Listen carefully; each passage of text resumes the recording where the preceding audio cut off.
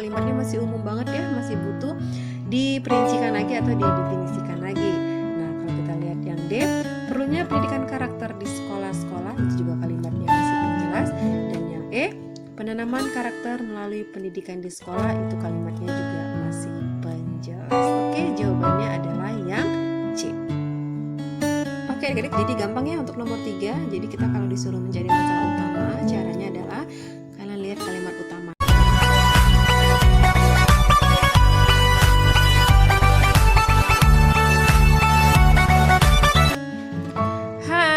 Assalamualaikum warahmatullahi wabarakatuh. Ketemu lagi di my YouTube channel di Dona Family di Saatnya Belajar. Oke adik-adik, jadi hari ini ya ketemu lagi sama Kak Uwe di pembahasan prediksi soal-soal UTBK SBMPTN tahun 2021. Kalau kemarin Kak Uwe udah bahas ya itu soal TPS dan TKA-nya yang diujikan untuk tahun 2021.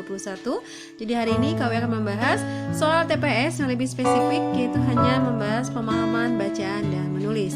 Dan ingat adik-adik, untuk TPS itu ada 4 tipe yang diujikan, tapi hari ini KW akan membahas tentang bacaan dan menulis.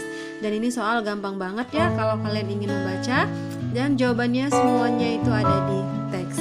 Dan yang pastinya tonton terus video ini sampai habis, dan jangan lupa untuk like, komen, dan subscribe.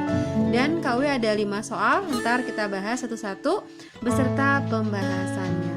Oke, simak terus ya adik-adik ya. Sekarang kita bahas soal nomor 1. Oke, baiklah adik, jadi kita bahas dulu soal yang pertama. Jadi ini soal pertama ya, kita lihat dulu pertanyaannya, yaitu kita disuruh mencari simpulan yang tepat untuk paragraf di atas. Dan ini soal yang sering keluar di soal UTBK, dan soal ini juga pernah keluar di UTBK tahun 2020. Jadi adik sering ya latihan soal dan cari soal 2 tahun yang kebelakang. Oke, simpulan. Kau rasa kan udah tahu ya pengertian atau definisi dari simpulan. Jadi simpulan itu adalah yaitu berupa pendapat yang menggambarkan isi bacaan. Jadi dia menggambarkan isi keseluruhan dari sebuah bacaan. Nah, itu simpulan. Caranya adik-adik, kita lihat dulu kalimat awal. Karena kalimat awal itu adalah menjadi pokoknya ya, atau kalimat utamanya, menjadi inti pembicaraan itu biasanya di kalimat awal sampai titik pertama. Nah, kalau kita lihat di sini, hubungan atau keterikatan emosional antara orang tua dan anak adalah anugerah alami yang dimiliki setiap orang tua dalam mengasuh dan membesarkan anak-anak mereka. Sampai titik di sana, itu yang dibicarakan berarti adalah hubungan keterikatannya emosional antara orang tua dan anak. Jadi itu yang bisa menjadikan inti. Atau kalian cari subjek dan predikatnya. Berarti itulah yang menjadi pembicaraan dari sebuah bacaan ini. Nah, kalau kita lihat di sini, kita lihat juga ada penggunaan kata orang tua, ada anak, berarti sini ada hubungan ya. Nah, udah tahu dong gambarannya di sini. Yang A itu bukan ya, jadi yang lebih tepat di sini nomor 1 itu adalah jawabannya yang D. Kita ambil di awal kalimat, yaitu adanya keterikatan emosional antara anak dan orang tua penting. Jadi ikatan antara orang tua dan anak itu sangat penting. Nah, itu inti dari bacaan yang nomor 1 ini. Oke adik, jadi jawabannya adalah D. Gampang ya. Jadi di sini kita caranya lihat kalimat yang di awal. Oke, bisa dipahami ya. Itu soal nomor 1. Sekarang kita lanjut ke soal nomor 2. Oke adik-adik, jadi sekarang kita bahas soal yang nomor 2. Jadi ini pertanyaannya adalah kita disuruh mencari kalimat yang terbebas dari kesalahan ejaan. Jadi kita disuruh mencari kalimat yang penulisannya itu yang efektif sesuai dengan EBI, Ejaan Bahasa Indonesia. Nah, kalau kita lihat di sini ya, ini ada satu paragraf, jadi ada beberapa kalimat 1 sampai kalimat nomor 5. Kita lihat dulu ya. Jadi kita lihat dulu di sini, yaitu langsung saja ke pilihan gandanya. Kita lihat ya yang A. Yang A itu adalah kalimat nomor 5. Hal tersebut sangat membantu mahasiswa saat menemui kendala dalam penyusunan skripsinya. Nah, itu penulisannya benar ya, nggak ada kata yang tidak baku, terus titik komanya itu benar di sana nggak ada. Jadi itu kita tahan dulu. Tapi kita lihat yang B, yaitu yang nomor 4. Nomor 4, pembimbingan bertujuan agar mahasiswa tetap mengikuti pedoman dan aturan. Nah, di situ ada koma ya. Karena di situ hanya ada 2 pemilihan, jadi di sana komanya kita hilangkan. Ya, jadi itu salah. Sedangkan yang C, yang nomor 2, itu mereka bebas memilih judul untuk skripsi. Nah, di sana ada koma ya adik-adik ya. Jadi komanya kita hilangkan di sana karena dia di sana bentuknya bukan anak kalimat atau induk kalimat, tapi dia induk kalimat dulu baru diikuti dengan anak. Tapi kalau dia anak dulu baru induk kalimat, baru kita beri tanda koma. Jadi itu salah adik-adik ya. Jadi komanya kita hilangkan yang C. Yang D nomor 3.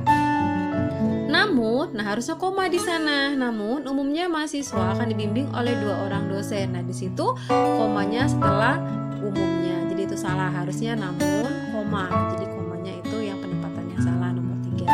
Sedangkan yang E yang nomor 1, pada semester akhir mahasiswa perguruan tinggi yang menempuh pendidikan sarjana ditugaskan untuk menyusun skripsi. Apa adik-adik salahnya? Nah, salahnya di sana adalah penulisan perguruan tinggi. Harusnya huruf kecil. Jadi di sana jawabannya adalah yang A, yaitu nomor 5. Oke adik-adik? Oke adik-adik, ini berikut pembahasannya ya. Kenapa jawabannya A? Karena yang B itu hilangkan tanda koma karena hanya 2 perincian. Kalau lebih dari 2 baru kita bubuhi tanda koma. Sedangkan yang C hilangkan tanda koma karena kalimatnya ika atau akar. Yang D penempatan tanda koma harusnya setelah konjungsi namun. Dan yang E penulisan perguruan tinggi harusnya huruf kecil karena tidak diikuti dengan nama lembaga atau kampus.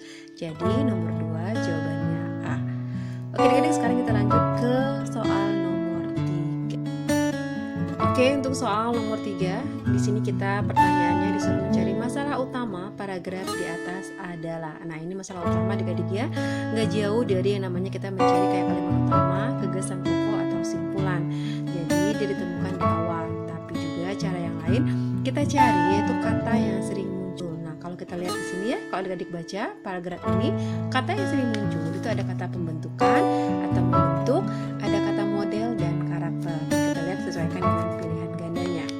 Yang A, pengaruh karakter terhadap cara berpikir peserta didik. Nah, itu berarti pengaruh, berarti itu masih penjelas ya kalimatnya. Yang B, model-model pendidikan karakter di sekolah, itu juga penjelas. Yang C, pembentukan kepribadian peserta didik. Nah, kalau kita lihat ya kalimatnya masih umum banget ya, masih butuh diperincikan lagi atau didefinisikan lagi.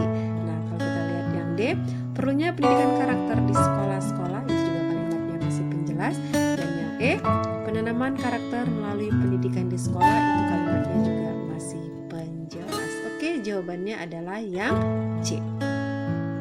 Oke adik-adik, jadi gampang ya untuk nomor 3. Jadi kita kalau disuruh mencari masalah utama, caranya adalah kalian lihat kalimat utamanya, kalimat awalnya membahas tentang apa, dan carilah kata yang sering muncul. Yang pastinya mau membaca itu untuk kalimat atau soal nomor 3. Oke, kita lanjut sekarang ke soal nomor 4.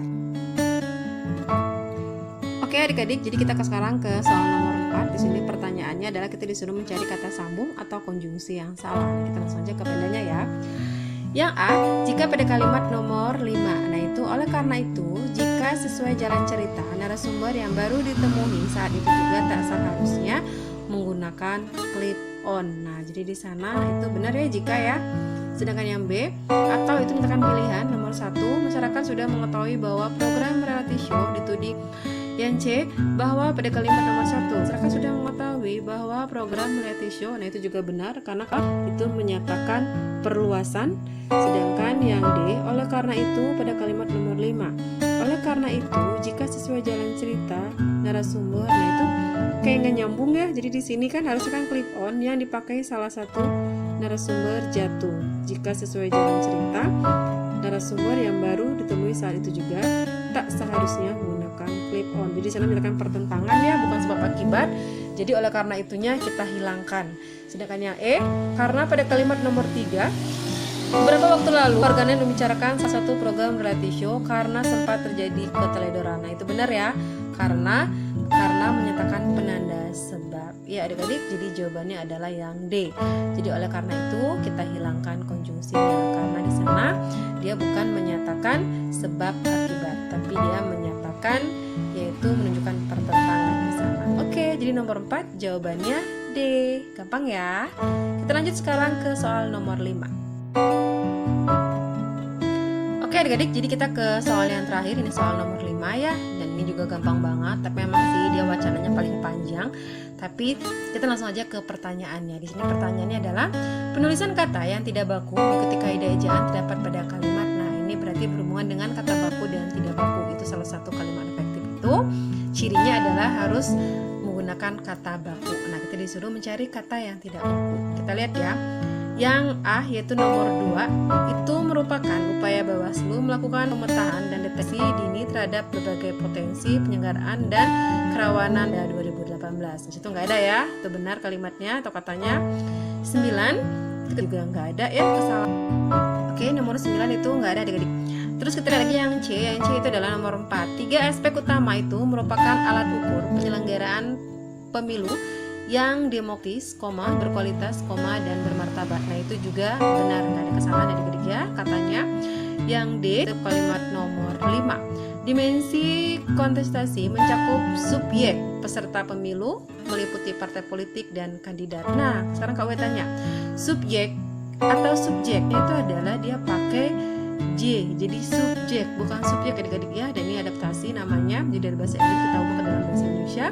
Jadi dia bukan subjek tapi subjek. Nah berarti yang salah itu adalah kalimat nomor 5 yaitu yang D. Sedangkan nomor 8 itu juga benar ya.